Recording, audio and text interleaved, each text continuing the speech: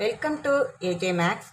இன்றைக்கி நம்ம எக்ஸசைஸ் 3.8ல் செகண்ட் டிவிஷனில் ஃபஸ்ட்டு சம் பார்க்க போகிறோம். If 4x⁴ minus 12x³ plus 37x² plus bx plus a is a perfect square, find a and b அப்படின்னு கொடுத்துருக்காங்க. இதில் நமக்கு கொடுத்துட்டாங்க, அது ஒரு பர்ஃபெக்ட் ஸ்கொயருங்கிற கண்டிஷனை கொடுத்துட்டாங்க. இப்போ ஏபியை நமக்கு கண்டுபிடிக்க சொல்லியிருக்காங்க. நம்ம அரேஞ்ச் பண்ணிடுவோமா? வாங்க. நம்பர்ஸை ஃபஸ்ட்டு எடுத்து எழுதிக்கலாம். 4x⁴ minus 12x³ plus 37x² plus bx plus a எடுத்து எழுதியாச்சு. இப்போ ரெண்டு டேர்மாக கடைசியிலேருந்து வருவோம். இங்கே சிங்கிள் டேர்ம் இருக்கும்.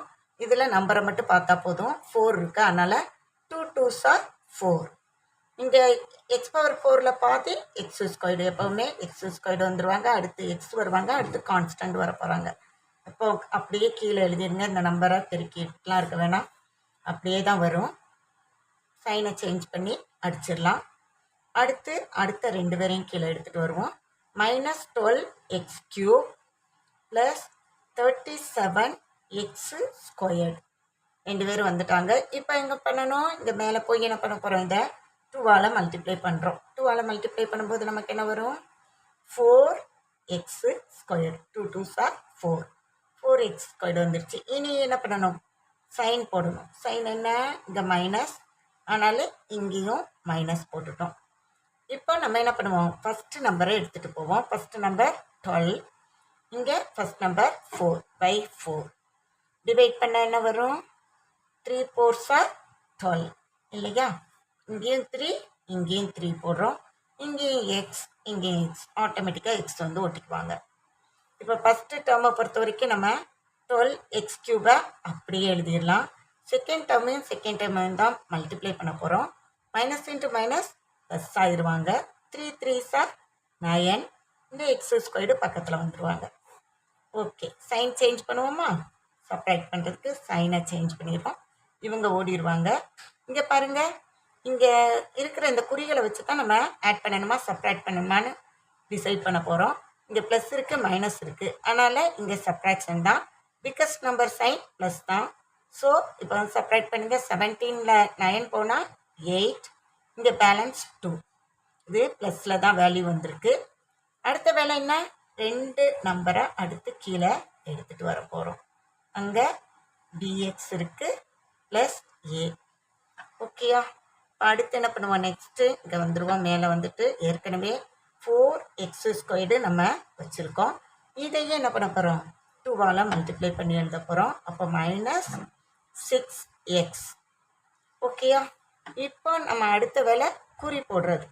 சைன் என்ன? இங்கே ப்ளஸ் இருக்குது, அதனால் இங்கேயும் ப்ளஸ், இங்கேயும் ப்ளஸ் தான். ஃபஸ்ட் நம்பரை பாருங்கள்.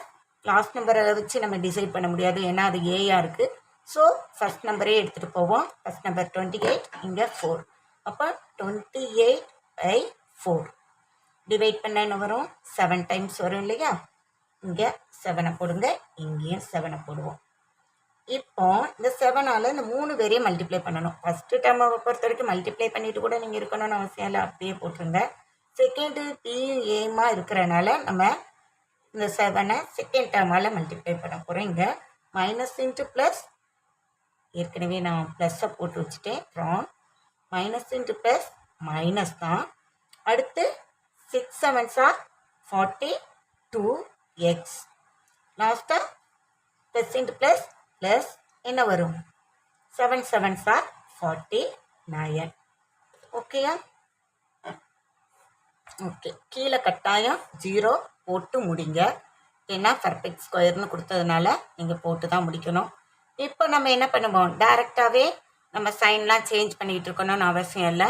டைரெக்டாகவே ஏயும் பியும் தானே நம்மகிட்ட கேட்டிருக்காங்க. ஏயை பாருங்கள், ஏ ஈக்குவல் என்னது? 49.